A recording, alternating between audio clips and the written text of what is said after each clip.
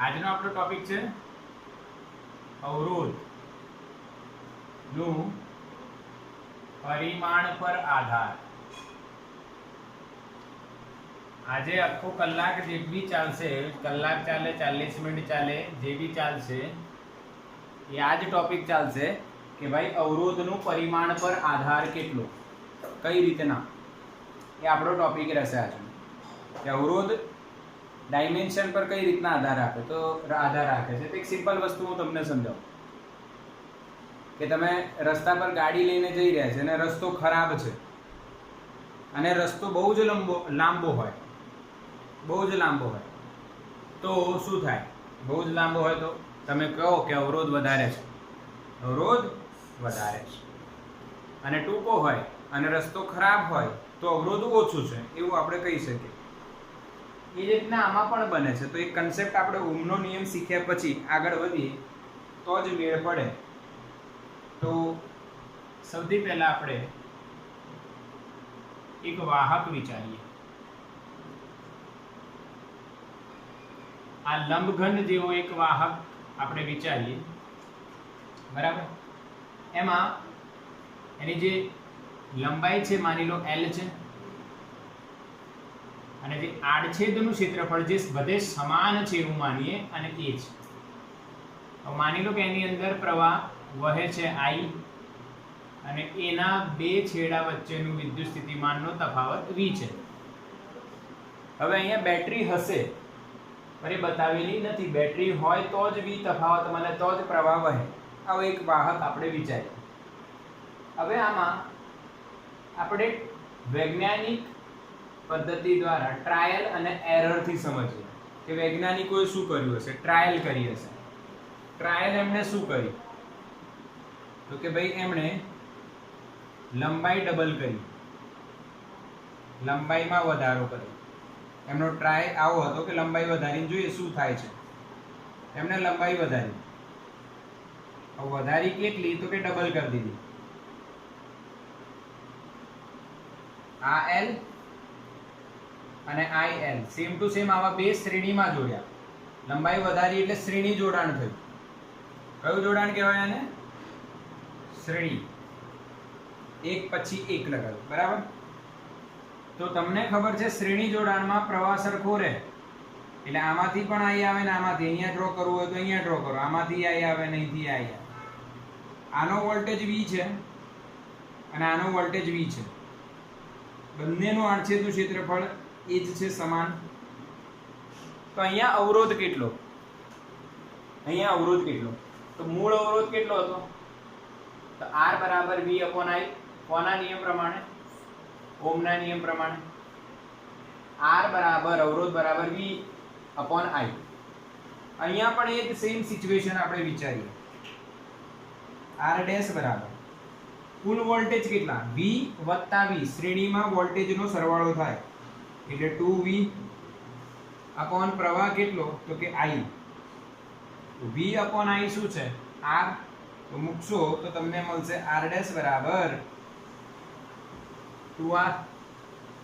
એટલે લંબાઈ વધી તો અવરોધ ડબલ થયો. લંબાઈ ડબલ, અવરોધ ડબલ. એ જ રીતના આડછેદનું ક્ષેત્રફળની વાત કરી.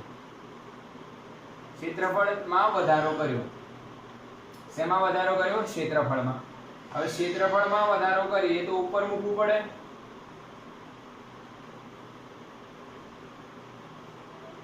આ જ ટુકડા છે ભાઈ, આવા જ બે ટુકડા લીધા છે, ઉપર નીચે મૂક્યા. તો હવે જે કુલ ક્ષેત્રફળ થયું એ 2A થયું. આમાંથી પ્રવાહ કેટલો? તો આમાંથી I આવતો હોય. એ જ બેટરી અહીંયા લગાવી છે તો I આવે. એ જ બેટરી અહીંયા લગાવો તો ઉપર અડધો જાય અને નીચે અડધો જાય. કેમ કે આ ક્ષેત્રફળ એ, આ ક્ષેત્રફળ એ, અને શ્રેણીમાં પ્રવાહ ડિવાઈડ ના થાય પરંતુ સમાંતરમાં આ જે જોડાણ થયું એને આપણે સમાંતર કહી દઈએ અને સમાંતરમાં પ્રવાહ ડિવાઈડ થાય એટલે I જે આવવાનો હતો એ અડધો અડધો વહેંચાઈ ગયો. I/2 I/2. અચ્છા, વિદ્યુત સ્થિતિમાનનો તફાવત બંનેમાં V જ રહેશે. બંનેમાં કેટલો રહે? V જ રહે. તો હવે જે નવો અવરોધ છે R ડેશ એ શું લખાય? વોલ્ટેજ અપોન પ્રવાહ I/2 થઈ ગયું.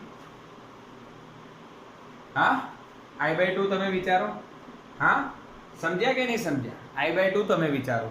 પરંતુ ધ્યાન આપજો, અહીંયા ધ્યાન આપવા વાળી વાત એ છે કે એક ટુકડામાં I પ્રવાહ છે તો બીજા ટુકડામાં પણ I પ્રવાહ છે. એટલે એક ટુકડામાંથી I પ્રવાહ જતો હોય એવું માનીએ, પ્રવાહને ચેન્જ નહીં કરવાનો, I જતો હોય તો બીજામાંથી પણ I જતો હોય. સમજ્યા? કેમ કે આપણે શું બદલવાના છે? પરિમાણ. પરિમાણ બદલવાનું છે. એટલે અહીંયા L લંબાઈ 2L થઈ. અહીંયા પરિમાણમાં ક્ષેત્રફળ A અને A એટલે 2A થયું. એટલે અહીંયા પ્રવાહ અડધો નથી કરતા આપણે. જે મેં આગળ ચલાવ્યું છે એટલે મેં ક્લિયર કર્યું કે શ્રેણી જોડાણમાં પ્રવાહ સમાન રહેશે, સમાંતર જોડાણમાં પ્રવાહ ડિવાઈડ થાય છે. પણ એવું નથી કે I ના I/2 એવું થાય, એવું નથી લેવાનું. એક ટુકડો હતો એમાંથી I જાય છે, બીજા ટુકડામાંથી પણ I જાય છે, તો કુલ પ્રવાહ કેટલો થયો? અહીંયા 2I થયો. હવે V/I શું લખાય? R/2. V/I શું લખાય? ઉપર જુઓ, R, અને જવાબ શું આવશે? R/2. એટલે આવા જ બે ટુકડા ભેગા કરો સમાંતરમાં તો અવરોધ અડધો થઈ જાય. સમજ્યા? અને આવા બે ટુકડા શ્રેણીમાં ભેગા કરો તો અવરોધ ડબલ થઈ જાય. એનો અર્થ શું થયો? લંબાઈ વધારતા અવરોધ વધે છે, એટલે R is proportional to L.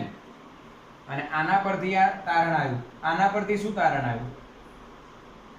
ક્ષેત્રફળ વધારતા અવરોધમાં ઘટાડો થયો, એટલે R is proportional to 1/A. સમજ્યા? R is proportional to L અને R is proportional to 1/A. એટલે અવરોધ એ ક્ષેત્રફળ અને લંબાઈ બંને પર આધાર રાખે છે. લંબાઈના સમપ્રમાણમાં, ક્ષેત્રફળના વ્યસ્ત પ્રમાણમાં છે. આનો સ્ક્રીનશોટ લઈ લો.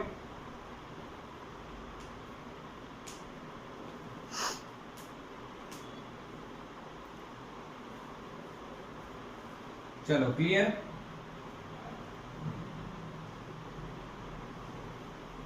ઓકે. હવે આ જે વસ્તુ તમે સમજ્યા કે અવરોધ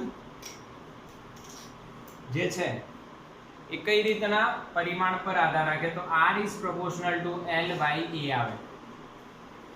L લંબાઈ અને ક્ષેત્રફળ A બંનેને ભેગા કરો તો જો ઇક્વલ્સ ટુ રાખીએ L/A, અહીંયા એક અચળાંક આવે જેને ρ કહેવાય. જેને શું કહેવાય? ρ. ρ એટલે શું? તો અવરોધકતા. ρ એટલે શું? અવરોધકતા. અવરોધ લંબાઈ વધારતા વધે અને ક્ષેત્રફળ વધારતા ઘટે એ તો વસ્તુ બધા માટે સરખી છે. પરંતુ તમે કોપરનો તાર લો અને તમે લોખંડનો તાર લો, બંને અલગ અલગ દ્રવ્યના છે અને બંને અલગ અલગ દ્રવ્યના છે તો તમે બંનેની લંબાઈમાં સરખો અને ક્ષેત્રફળનો વધારો બી સરખો કરો, આ બંને સરખો ફેરફાર કરો L અને એમાં, પરંતુ R માં બંનેમાં સેમ ફેરફાર થતો નથી. આ જોવામાં આવ્યું. કેમ? કેમ કે લોખંડ અને કોપર જે તાંબુ તમે કહો એ બંનેના દ્રવ્ય અલગ અલગ છે. એટલે એક બીજો ફેક્ટર આવે જે દ્રવ્ય પર પણ આધાર રાખતો હોવો જોઈએ, એ ફેક્ટર એટલે અચળાંક, અને અચળાંક એટલે એને નામ આપ્યું અવરોધકતા. બરાબર? આ જે અવરોધકતા છે બે વસ્તુ પર આધાર રાખે છે. પહેલું દ્રવ્ય અને તાપમાન. ક્લિયર? હવે અવરોધ જે છે એ શેના પર આધાર રાખે? પરિમાણ પર આધાર રાખે, L અને A પર. અને એમાં અવરોધકતા આવે એટલે તાપમાન અને દ્રવ્ય પર પણ આધાર રાખે છે. આમ અવરોધ કોની પર આધાર રાખે? તો લંબાઈ, ક્ષેત્રફળ અને તાપમાન અને દ્રવ્ય, ચાર વસ્તુ થઈ જાય. એટલે સિમ્પલમાં તમે કેવું હોય તો અવરોધ પરિમાણ પર આધાર રાખે અને તાપમાન અને દ્રવ્ય પર પણ આધાર રાખે છે. એક્ઝામ્પલ તમને આપી દઉં, દ્રવ્યનું કાલે બી આપ્યું હતું કે તમે રોડ પર, ડામરના રોડ પર ગાડી ચલાવતા હોય અને એની જગ્યાએ રેતી કે માટી હોય તો એ જે દ્રવ્ય બદલાયો, ડામરની જગ્યાએ સિમેન્ટની જગ્યાએ માટી કે રેતી થઈ જાય તો અવરોધ વધી જાય છે. ક્લિયર? અચ્છા, હવે આ અવરોધકતા જે નવી રાશિ આપણે જોઈએ બરાબર. અવરોધકતા નવી રાશિ છે જેને રો વડે દર્શાવાય છે. એ તાપમાન પર આધાર રાખશે. એનું સૂત્ર શું થાય? એનું સૂત્ર થશે RA/L. અહીંથી તો એકમ શું થાય? બનાવો. એકમ શું થાય? જો આનું ઓમ, આનું મીટર સ્ક્વેર અને આનું મીટર, એટલે મીટર રહેશે ઓમ ઇન્ટુ મીટર. એકમ થશે ઓમ ઇન્ટુ મીટર. પારિમાણિક સૂત્ર કેટલું થાય? ઓમ નું આપણને ખબર છે, મેં તમને યાદ રખાયું છે 12 - 32 આ ઓમ નું. તો એમાં 1 મીટર ઉમેરાય એટલે L 1 વધી જાય એટલે 13 - 32 એનું પારિમાણિક સૂત્ર. આપણે R નું યાદ રાખવાનું, એના પરથી યાદ થઈ જાય. R નું મેં યાદ રખાવેલું છે, V અને R બંનેનું. ચલો ઠીક છે. એ શેના પર આધાર રાખે તો અહીંયા બતાવી દીધું છે. અવરોધકતા દ્રવ્ય અને તાપમાન પર આધાર રાખતી હોય, અહીંયા લખતો નથી. ચલો સદિશ કે અદિશ? આ તો અચળાંક છે ભાઈ. અચળાંકમાં સદિશ અદિશ જોવાની જરૂર હોતી નથી, બટ સિમ્પલી આપણે જોઈએ તો આ અદિશ રાશિ છે. અવરોધકતા કેવી રાશિ છે? અદિશ. અને આધાર શેના પર રાખે? ફરી એકવાર લખી દઈએ, દ્રવ્ય અને તાપમાન. આ પણ આપણે આગળ ભણવાના છે અને એનું એક સૂત્ર આવશે, ક્યાંથી આવ્યું એ જોઈશું. ક્લિયર? અવરોધકતાની જે ડિમાન્ડ છે જાણકારી માટે, જેટલું જાણવું જોઈએ એટલું આપણે આ જોયું. હવે અવરોધકતાનું ઊંધું થાય છે વાહકતા. વાહકતાને સિગ્મા વડે દર્શાવાય. એટલે આની સાથે પેરેલલી આપણે સમજીએ કે વાહકતા એટલે શું? સિગ્મા બરાબર અવરોધનું ઊંધું. અવરોધનું ઊંધું. તો એ જ વસ્તુ અહીંયા લાગશે. એકમ તો ઓમ ઇન્ટુ મીટર હોલ ઇનવર્સ અથવા મો ઇન્ટુ મીટર ઇનવર્સ. મોને સાઇમેન કહેવાય, એ તો ખબર છે, કાલે બતાવ્યું હતું. અને પારિમાણિક સૂત્ર આનું એકદમ ઊંધું થઈ જશે. MLTA -13 + 32. આવડી જાય ને? આમાં શું કરવાનું? સિમ્પલ ઊંધું કરવાનું. અદિશ જ છે અને આ બી દ્રવ્ય અને તાપમાન પર આધાર રાખે છે. એટલે આ જે રો આવે છે એ રો તમને અહીંયા ક્લિયર કરાવી દીધું મેં. અવરોધકતા અને વાહકતા વિશે જાણકારી આપી. સ્ક્રીનશોટ લઈ લો.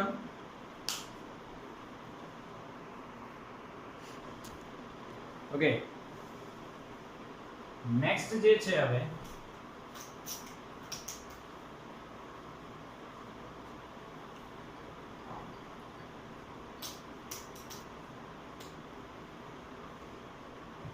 નેક્સ્ટમાં આપણે આગળ વધીએ તો એક ટોપિક આવશે R માં પ્રતિશત ફેરફાર. આ એક આઈએમપી ટોપિક હોય છે. બધાને ખબર છે ભાઈ પ્રતિશત ફેરફાર, એવું તો આપણે તમે 11 માંથી ભણતા હતા કે આમાં કેટલો પ્રતિશત ફેરફાર થાય, આમાં કેટલો પ્રતિશત ફેરફાર થાય, એવું 11 માંથી આપણે ભણીએ છીએ. બરાબર? તો આમાં કઈ રીતના પ્રતિશત ફેરફાર જોવાનું આઈએમપી ટોપિક છે. આનો એક શોર્ટકટ ઇક્વેશન બી છે. શોર્ટકટ ઇક્વેશન જે છે આવો છે -1 × 100. આ છેલ્લે હું તમને બતાવીશ કે બસ આટલું તમે યાદ રાખો અને આગળ જે ખાલી જગ્યા છે અહીંયા શું મૂકવાનું. બરાબર? આ મેથ્સ હતું એટલે મેથ્સમાં આવું બની જાય એટલે આપણે બનાવી દીધું છે. સિમ્પલ કન્સેપ્ટ આવશે. -1 × 100. દુનિયાનો કોઈ બી ફેરફાર હશે તમને આવડી જશે. હવે જો એક એક્ઝામ્પલથી સમજીએ. એક અવરોધક તાર છે જેની લંબાઈ L છે અને આ છેદનું ક્ષેત્રફળ A છે.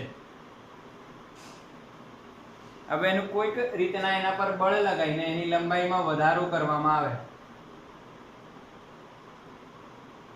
અને કરી દેવામાં L' અને મૂળ લંબાઈના n ગણા કરી દીધા અને ક્ષેત્રફળ થઈ જશે A', ઘટી જશે.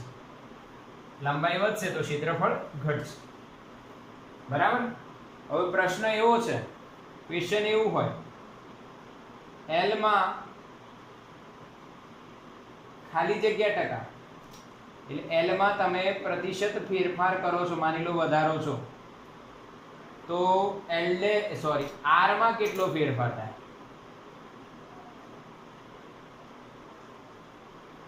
માની લો એક ક્વેશ્ચન આપું 10% વધે છે લંબાઈ, મૂળ લંબાઈના 10% વધે તો આર માં કેટલો ફેરફાર થાય?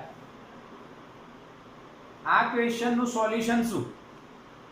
તો આપણને ખબર છે r ρl/a, બરાબર. હવે તમે આમાં એક વસ્તુ જોજો કે ભલે લંબાઈ વધારી પરંતુ કદ જે છે એ કેવો રહે? અચળ. કદ ક્યારે બદલાય? જ્યારે વસ્તુને તોડી હોય, કાપી હોય, હટાઈ હોય ત્યારે કદ બદલાય. પણ અહીંયા કોઈ વસ્તુને તોડી નથી, કાપી નથી, અલગ નથી કર્યું એટલે કદ તો એનું એ જ રહે. હવે અહીંયા ક્વેશ્ચન કેમ એવો થાય કે લંબાઈમાં વધારો આપ્યો હોય ને અવરોધમાં ફેરફાર પૂછ્યો છે, પર અવરોધ લંબાઈ અને ક્ષેત્રફળ બંને પર આધાર રાખે. પાછું અહીંયા ક્ષેત્રફળ બી બદલાય છે, તો ખાલી લંબાઈનો ફેરફાર આપેલો છે અને ક્ષેત્રફળનો ફેરફાર આપેલો નથી, એટલે આ ક્વેશ્ચન આઈએમપી જેવું થયું. તો શેમાં ફેરફાર માંગ્યો છે? એલ. એલ વડે ગુણી નાખો, કેમ કે આપણે કદ લાવીશું અને કદ અચળ છે તો થશે ρl². નીચે જો ક્ષેત્રફળ ગુણ્યા લંબાઈ, એને કદ કહેવાય. ક્ષેત્રફળ ગુણ્યા લંબાઈને આપણે શું કહી દઈએ? કદ. કદ શું લખાશે? v બરાબર ક્ષેત્રફળ ગુણ્યા લંબાઈ, અને એ અચળ રહે છે. હવે ρ બી અચળ અને v પણ અચળ, કેમ કે ρ દ્રવ્ય પર આધાર રાખે. r ઇઝ પ્રોપોર્શનલ ટુ શું લખાય? l². એક પહેલો રિલેશન મળી જાય, r is proportional two l². હવે પછી લંબાઈમાં ફેરફાર થતા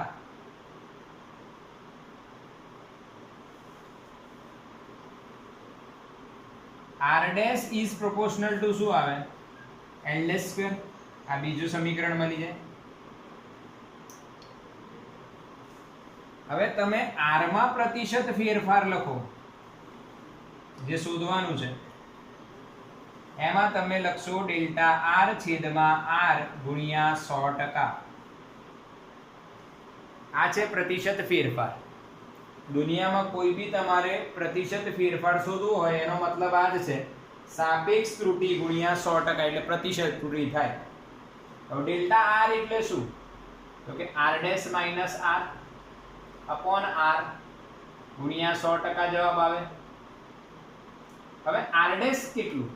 તો r dash is proportional two l dash square, એટલે અહીંયા હું l ડેશ સ્ક્વેર લખું માઈનસ l સ્ક્વેર લખું અપોન l સ્ક્વેર લખાશે.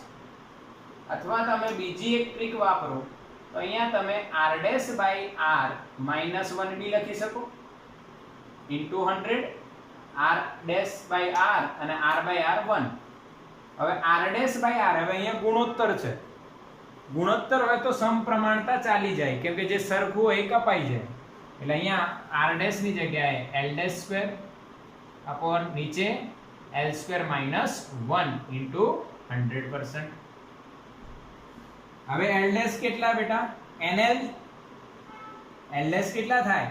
nl, એટલે n સ્ક્વેર l સ્ક્વેર, એટલે બચે ખાલી શું? n સ્ક્વેર ગુણ્યા 100%.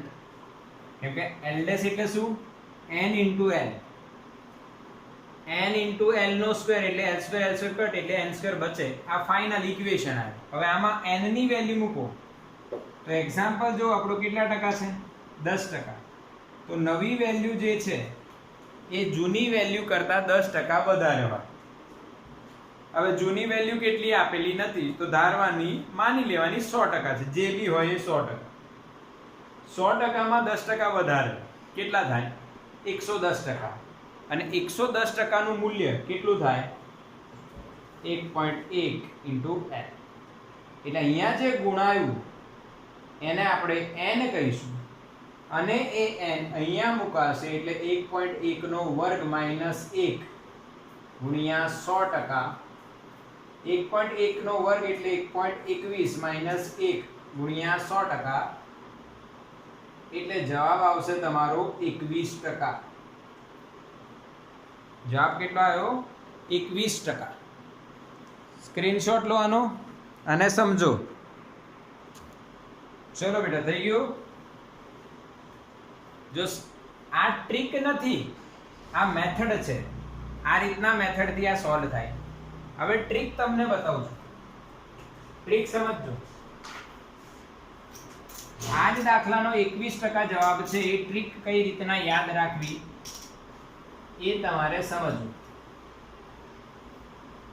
હું જે ટ્રીક સમજાવું એ સમજો, થોડોક સમય લાગે પરંતુ તમને હંમેશા માટે શાંતિ. કોઈ બી પ્રશ્નનો જવાબ. ટ્રીક આ છે કે તમારે r માં પ્રતિશત ફેરફાર શોધવાનો આવે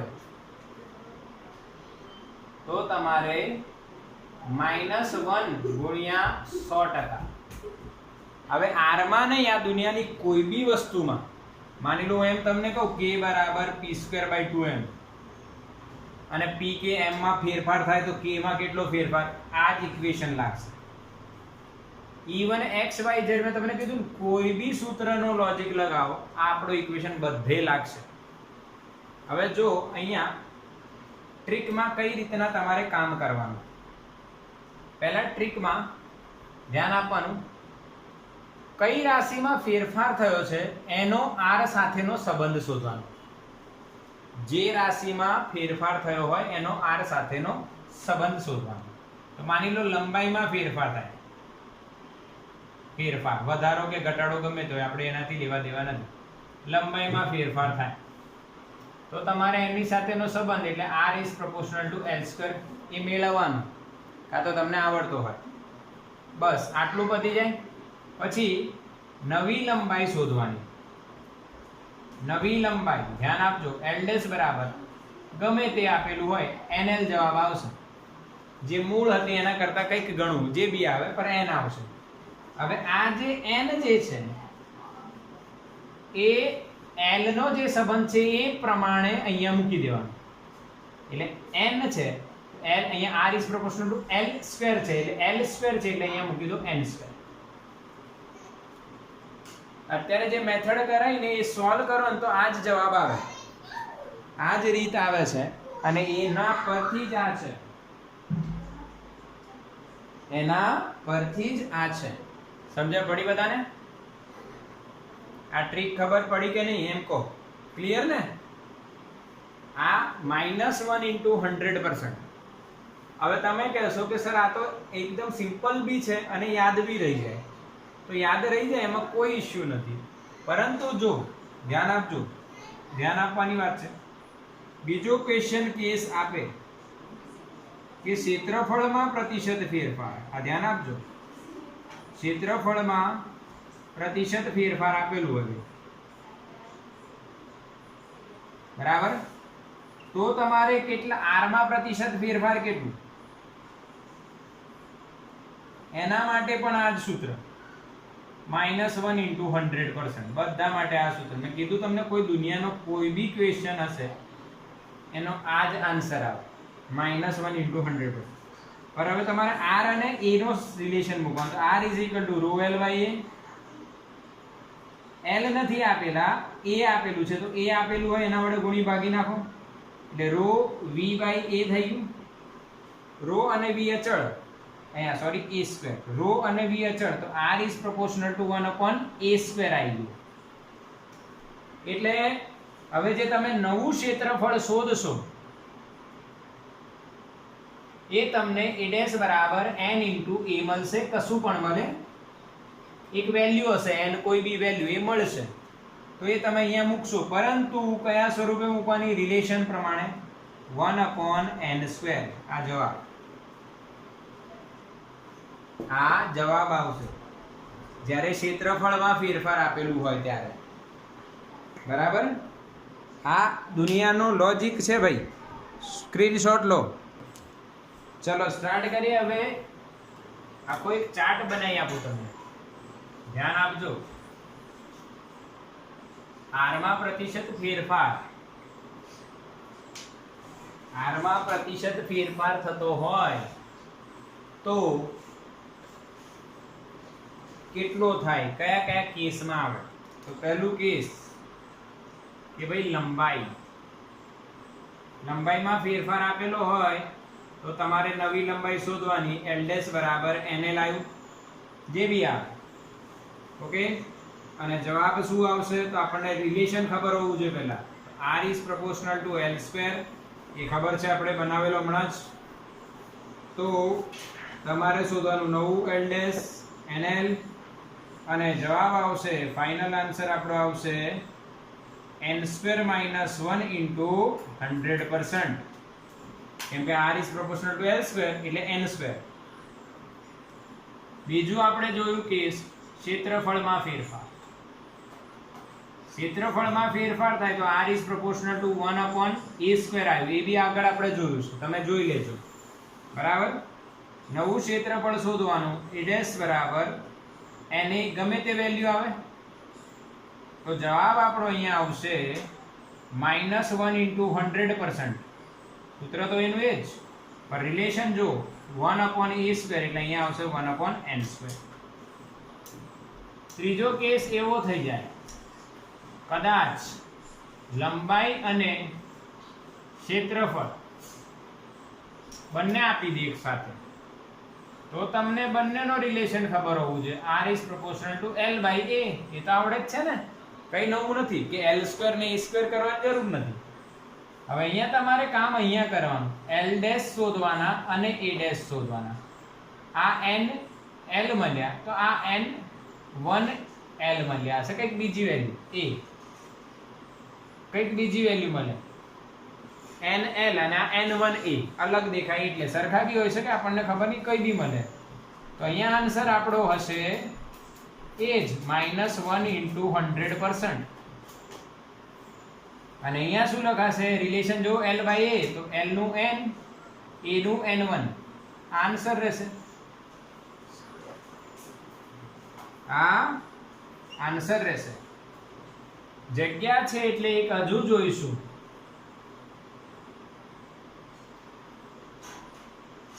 લંબાઈ અને દળમાં ફેરફાર, આવું બી કદાચ આવો કેસ હોય. લંબાઈ સાથે સાથે દળમાં બી ફેરફાર આવે, તો એ જ મેથડ કરવાની. r is equal to relation મેળવું છું પહેલા. r is equal to rho l by a. ક્ષેત્રફળ નથી, ક્ષેત્રફળ નથી, હા ધ્યાન આપજો, ક્ષેત્રફળ નથી એટલે રો l છે એટલે l ને છેડવાનું નહીં અને ક્ષેત્રફળને છોડવાનું નહીં. હવે ઘનતા એટલે ડેન્સિટી લખું છું અહીંયા d, કેમ કે રો અને રો સરખું ન થઈ જાય. દળ છેદમાં કદ, બરાબર. અચ્છા, દળ બદલાય છે એટલે રાખવાનું, કદ નથી આપેલું, પણ કદ એટલે ક્ષેત્રફળ ગુણ્યા શું લખાય? લંબાઈ. એટલે ઘનતા બરાબર શું થયું? m by al. તો અહીંયા ક્ષેત્રફળની જગ્યાએ આપણે શું લખી શકીએ છીએ? m upon density into લંબાઈ. સમજ્યા? તો અહીંયા હું મૂકું છું a ની જગ્યાએ. ધ્યાન આપજો, જગ્યા થોડી ઓછી છે પણ સમજાઈ જશે. r બરાબર rho l, પર a ની જગ્યાએ શું લખાશે? m છેદમાં ડેન્સિટી ઇન્ટુ લંબાઈ. તો ડેન્સિટી અને લંબાઈ ઉપર જશે તો લંબાઈ એક છે એટલે l સ્ક્વેર થઈ ગયું ડેન્સિટી. રો અને ડેન્સિટી અચળ એટલે r is proportional to શું આવ્યું? l square by n. r is proportional to શું આવ્યું? l square by n. એટલે અહીંયા તમને l અને m નું રિલેશન મળી જશે. તો આ મેળવવું જરૂરી છે. સ્ક્રીનશોટ લઈ લો, પછી એ સાફ કરીને આપણે એક ચાર્ટ જેવું બની જાય એટલે એવું રાખીશું. સ્ક્રીનશોટ લઈ લો. ઓકે, થઈ ગયું? હા, ચલો. હવે તમારે ક્યાંથી આવ્યું એનો યાદ રાખવું હોય તો તમે ડાયરેક્ટ લખી શકો છો r is proportional to l square by m. આ રિલેશનો બધા મેં જે લખ્યા તમારે યાદ રાખવા હોય તો યાદ રાખવાના, અને ટ્રીક બી મેં બતાવી દીધી. હવે તમારે l dash શોધવાનું જે nl આવ્યું, a dash શોધવાનું જે n1 a આવ્યું. તો અહીંયા આન્સર તમારો શું આવશે? જોજો બાળકો, એ જ આવશે -1 into 100%. પર -1 ની આગળ તમારે શું લખવાનું? l square by m. તો l માટે n આવ્યું એટલે n square by n1. આ ફાઇનલ આન્સર થશે. આ જેટલા બી પોસિબલ વેસ છે કે આર માં પ્રતિશત ફેરફાર કઈ રીતના થશે એ બધા પોસિબલ વેસ કયા કયા હોઈ શકે એના અનુસંધાનમાં એક શોર્ટકટ સૂત્ર કયું છે -1 * 100%. આ તમારે જી નીટમાં બીજા દાખલાઓમાં બી એપ્લાય કરવું હોય, જેમ કે ગતિ ઉર્જા એ p²/2m થાય, એમાં તમારે એપ્લાય કરવું હોય તોય ચાલે, એના સિવાય કોઈ બી હોય ને તો બી ચાલે. સ્ક્રીનશોટ લો.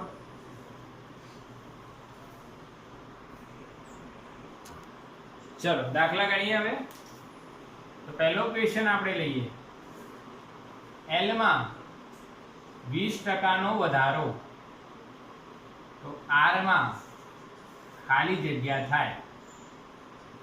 આવો ક્વેશ્ચન આવે તો તમારે લોજિક સીધું લગાવવાનું. સોલ્યુશન જો તમારો કઈ રીતના રહેશે, નવો L કેટલો થાય એ બી મગજમાં તમે કેલ્ક્યુલેટ કરી લો.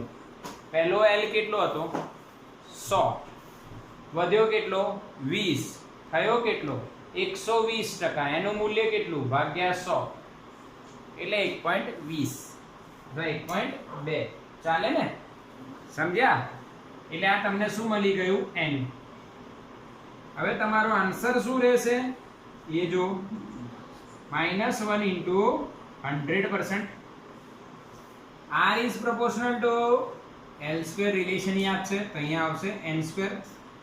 n નો સ્ક્વેર 1.44 ઓછા 1 ગુણ્યા 100%, 44%, કેમ કે અહીંયા 1.44 - 1 એટલે 0.44 * 100 એટલે 44%.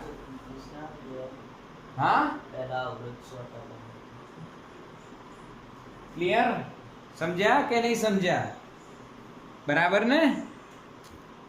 અચ્છા બીજો એક્ઝામ્પલ લઈએ.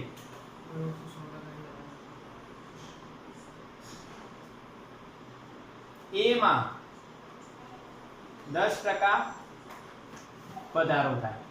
હવે મજા આવશે, ધ્યાન આપજો. એટલે A' શોધવા પડશે પહેલા તો 10% વધ્યા તો સેમ ટુ સેમ 1.1 A થયું એટલે આ તમને n મળ્યા. Relation r is proportional to 1/a² આપણને ખબર હોવી જોઈએ. તો આન્સર આપણો -1 * 100%. અહીંયા આવશે 1/n².